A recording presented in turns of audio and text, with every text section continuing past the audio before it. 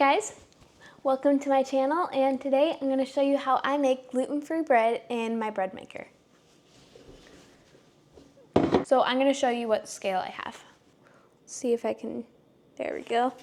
Now, I will say it is very dusty, but that's just because I make so much bread. With a family of 7, I am on the bread duty all the time.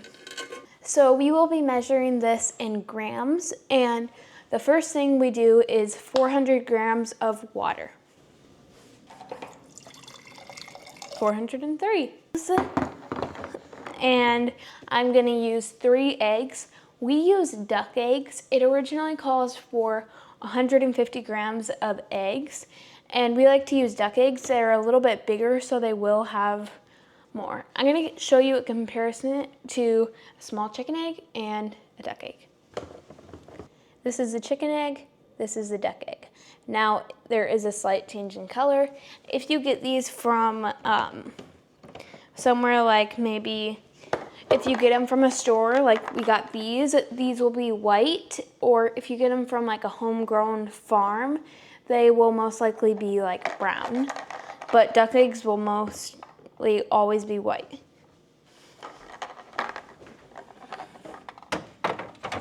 I already put 1 egg in, but I will say these shells of the duck egg are very hard to crack, and we just use duck eggs because some people in my family are allergic to chicken eggs, which if you're having a problem with chicken eggs, you should definitely switch to duck. They're like #1 favorite in this house. Okay, now we're gonna beat these eggs with a fork. I have my fork, and I am just beating the egg yolk.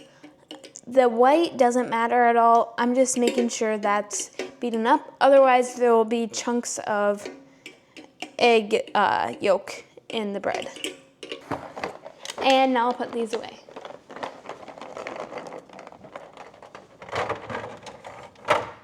Okay, the next ingredient is vinegar. Now, it calls for 15 grams of vinegar. The next ingredient is olive oil. So we do 36 grams of olive oil, and you can do 40 if you want a more softer bread. The next ingredient is honey. We just got this from our local bee worker, and we do 60 grams of honey in here. Now I'm putting potato starch in, and I'm putting 320 grams. Now you want to make sure this is spread out, not just in a little ball in there, because that will, in one big clump, that will not mix as well. So you just want it, you don't have to move it at all in there, just make sure it's not all in one spot, kind of spread out. Okay, I reset my scale, and I'm adding 228. I almost said 20 again. I've had to retake this like 5 times. I just want to be honest with y'all. Okay, so I'm adding rice flour, 228 grams of rice flour. Next ingredient is xanthan gum, and it is spelled a little weird, but it's xanthan gum, and we are adding 8 grams of xanthan gum. My next ingredient is salt. I'm adding 7 to 8 grams. It would normally call for 7.5 grams, but we don't have that half thing on our scale, so we're just doing 7 to 8 grams of salt. And this is fine sea salt.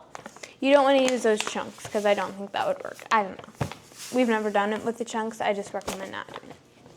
Okay, the next ingredient is instant dry yeast. I like to call it active dry yeast, but so I don't pour too much. I put some in the lid, and then I just,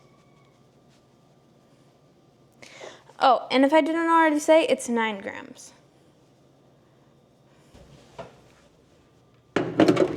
I'm just popping the thing in, and make sure to press down hard. If you don't, it will start shaking in the middle when it starts mixing, and that will be very bad. I've done it before, so I'm speaking from experience. And I'll show you which brand this is. This is a brand of the bread maker, and I'm gonna hit course. It will tell me when it's done at.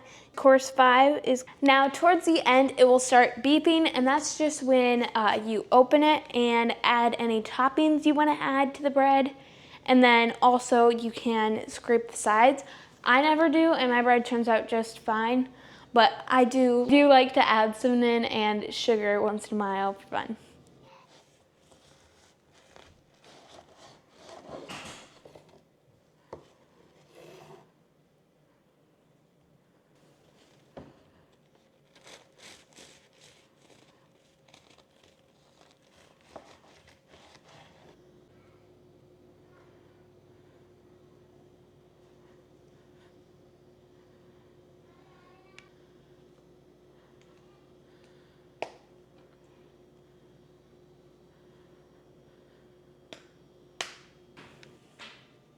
Hey guys, I'm Gluten-Free Grayson, and I hope to see you in the next video. Bye!